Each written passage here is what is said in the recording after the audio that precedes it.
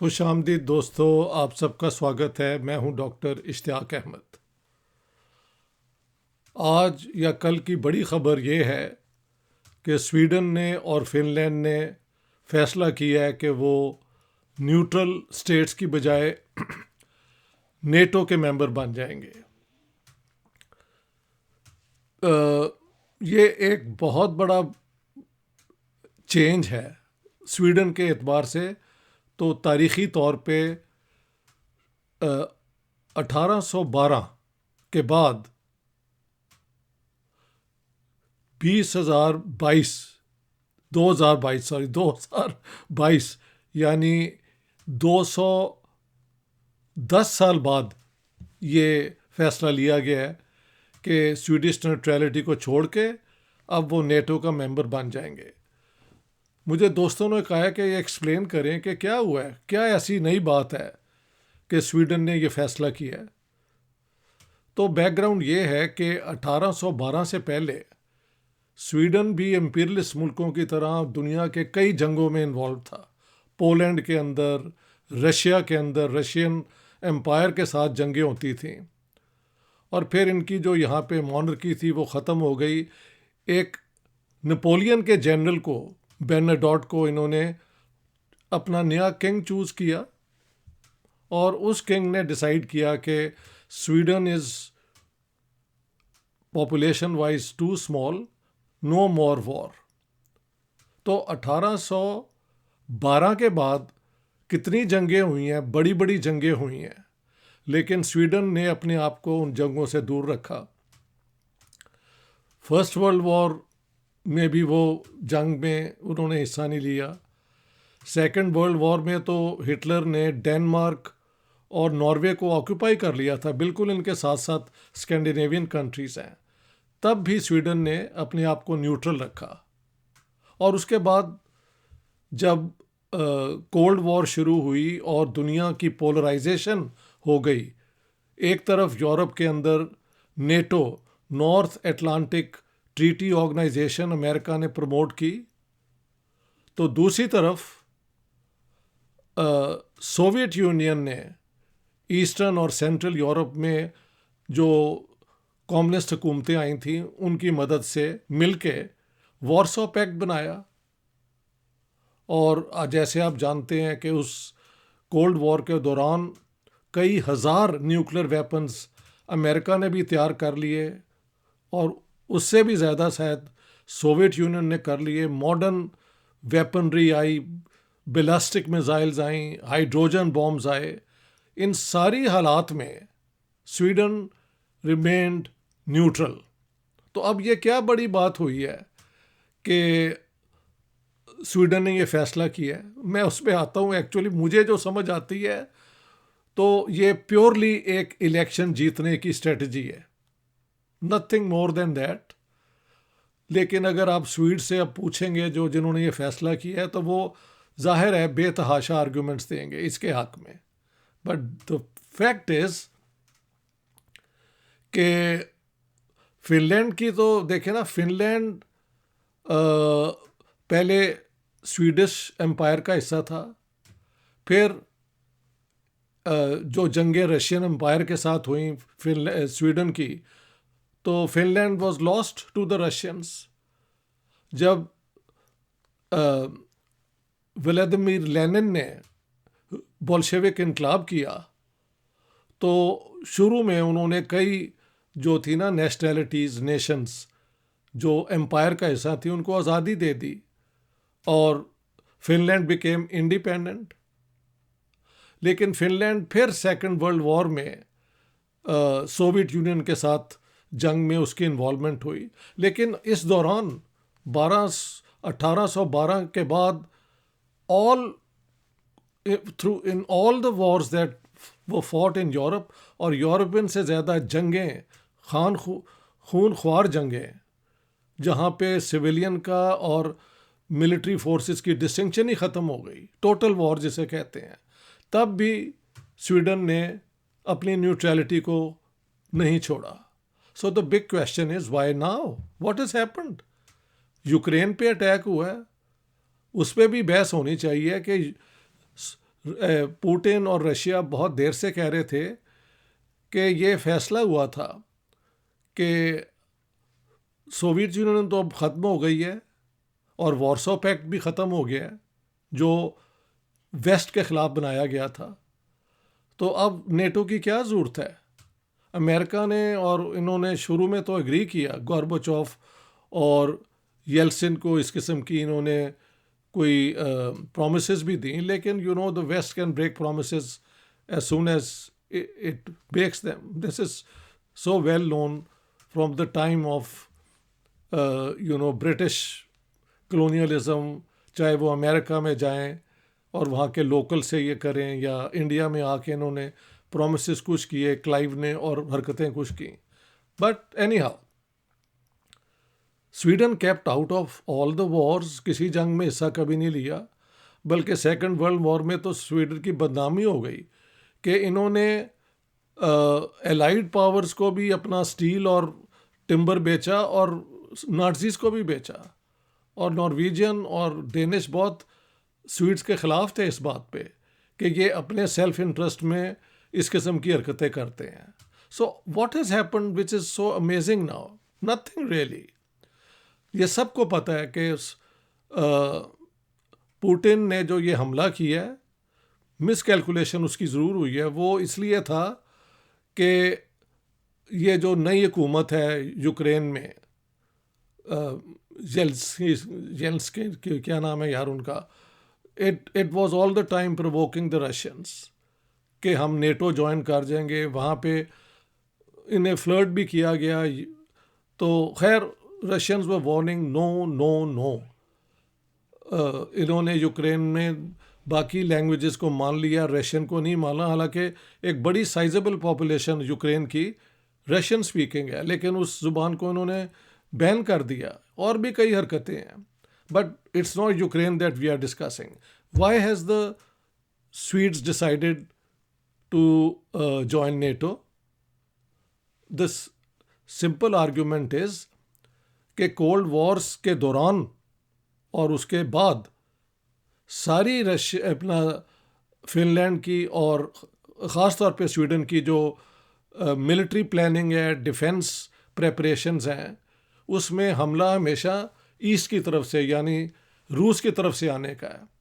और वेस्ट के साथ, नेटो कंट्रीज़ के साथ, बरतानिया के साथ, फ्रांस के साथ, जर्मनी के साथ मिलिट्री एग्रीमेंट्स हैं ऑलरेडी इसकी स्वीडन की।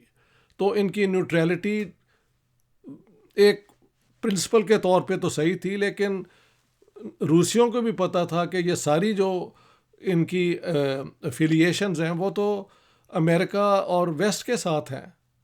But still while being neutral, Sweden जो है वो ये क्या कहते हैं, न्यूक्लियर डिसआर्मामेंट के हक में बहुत आवाज़ उठाते थे। दुनिया में पीस मूवमेंट्स में उनका बहुत हिस्सा था। National liberation movement south Africa की और बाकी मुल्कों की भी ये सपोर्ट किया करते थे इंटरनेशनलिज्म के नाम पे।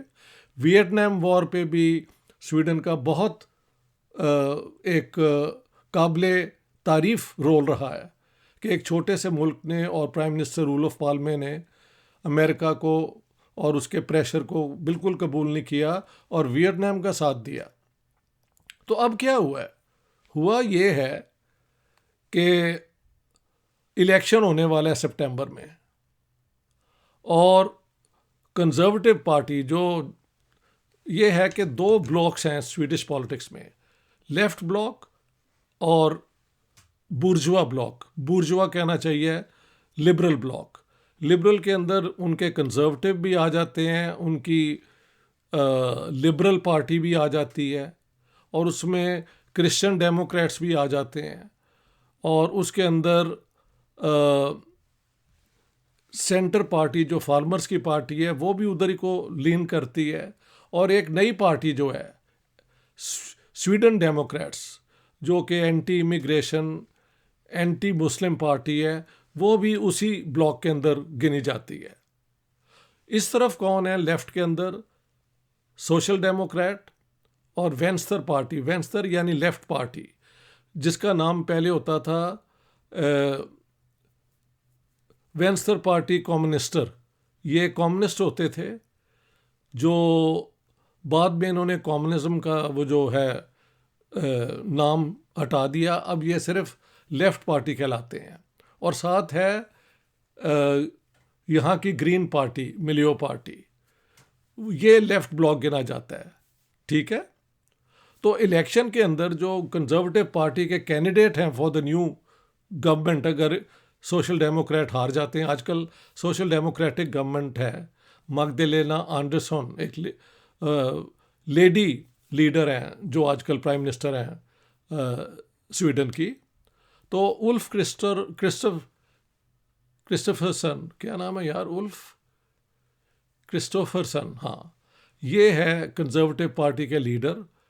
उन्होंने कहा है कि इस इलेक्शन में मैं मेन इशू बनाऊंगा कि स्वीडन शुड जॉइन नेटो। तो शुरू में जब उन्होंने ऐलान किया तो जो कंजर्वेटिव पार्टी थी उसने कहा नहीं, हम तो न्यूट्रलिटी ही कायम रखेंगे।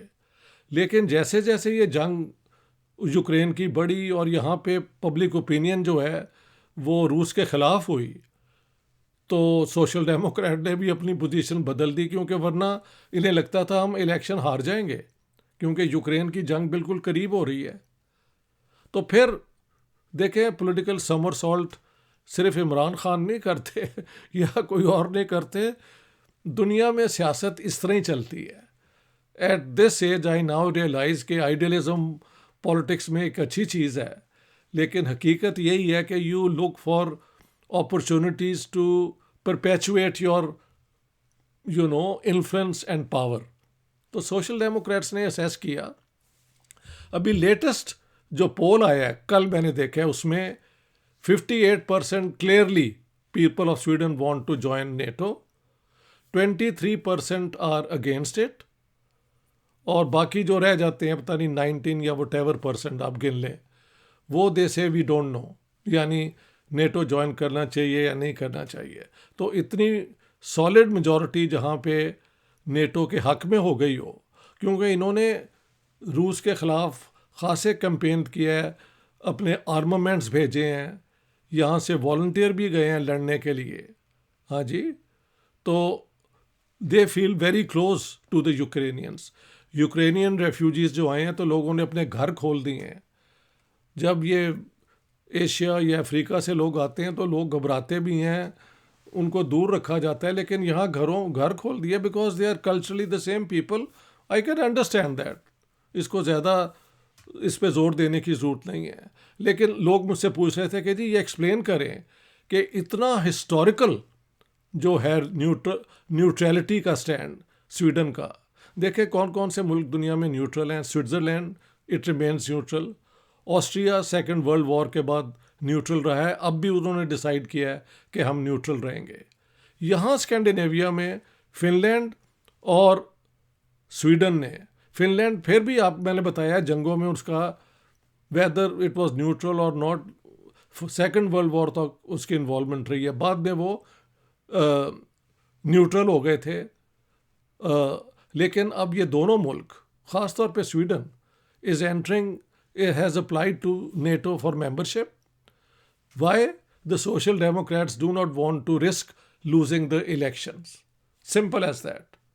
तो it is pure real politic.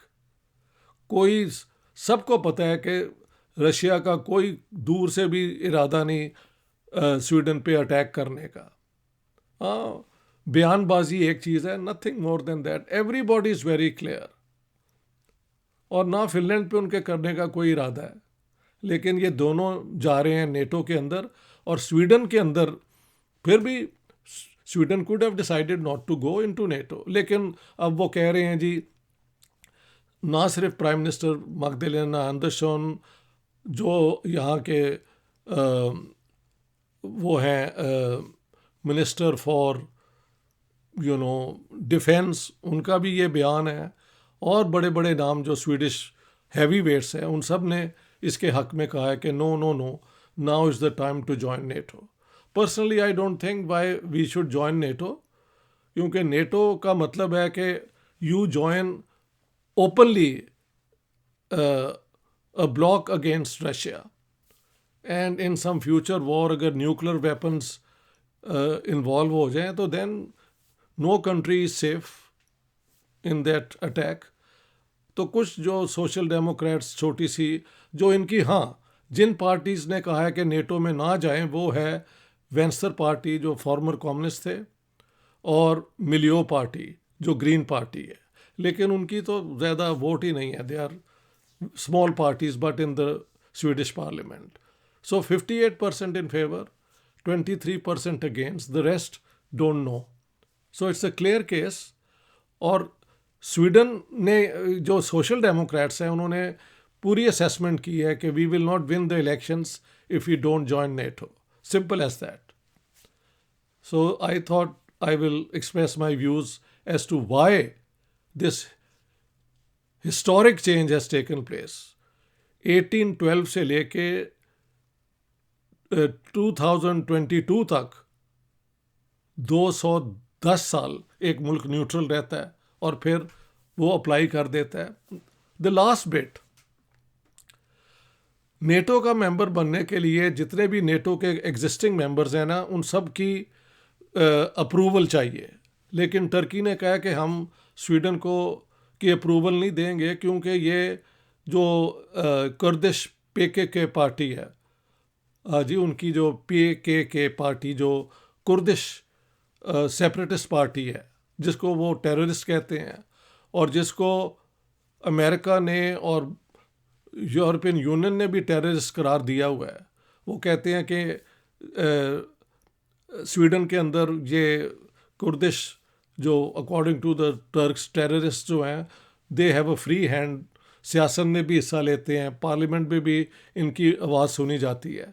तो we are not going to let Sweden और फिनलैंड जॉइन नेटो. मेरे ख्याल से अमेरिकन प्रेशर और बाकियों का प्रेशर और अश्योरेंसेस देने के बाद टू टर्की को वो मना लेंगे. लेकिन टर्की कई उसमें से अपनी कंसेशंस चाहेगा. पता है टर्की के ऊपर इन्होंने आर्म्स एम्बार्गो भी लगाया हुआ है. Now that's very strange if you are a member of the same military pact but you have an arms embargo. तो वेस्ट की ये डबल पॉलिसीज हमेशा चलती हैं. लेकिन let's see what happens. I think Sweden will be admitted after making some negotiations with the Turks और फिर शायद ये ज्वाइन कर जाएं. तो दोस्तों, स्वीडन जो कि सारी दुनिया में अमन की बात करता था, न्यूक्लियर डिसआर्मामेंट की बात करता था, डिसआर्मामेंट एज सच के सारे जो हथियार हैं ये वो कम हो, वो भी अब एक नेटो का मेंबर बनने को बिल्कुल तैयार है. दुनिया में सियासत इस तरह ही होती है. मगर जो हमारे जैसे आइडियलिस्ट हैं, we should keep on looking for promoting peace in whatever way we do. मेरा तो ये ऐलान है, ऐलान नहीं कहना चाहिए, मेरी ये इल्तिजा है कि आप साउथ एशिया के अंदर अपना एक पीस पैक्ट करें ताकि इस इलाके में कभी कोई बाहर से आके दखल अंदाजी ना कर सके. ना अमेरिकन कर सकें, ना रशियन कर सकें, तो ना चाइनीज़ कर सकें. We mind our own business, others mind their own business. हो सके तो इंडिया और चाइना का बॉर्डर डिस्प्यूट रिजॉल्व कर दिया जाए, पाकिस्तान और इंडिया का बॉर्डर डिस्प्यूट रिजॉल्व कर दिया जाए, पाकिस्तान और अफ़गानिस्तान का कर दिया जाए, और ये सब निगोशिएशंस के ज़रिए मुमकिन है. So let's see which way the camel squats. किस तरह किस करवट ऊँट बैठता है सियासत में कल और उसके बाद. ऑल द बेस्ट दोस्तों.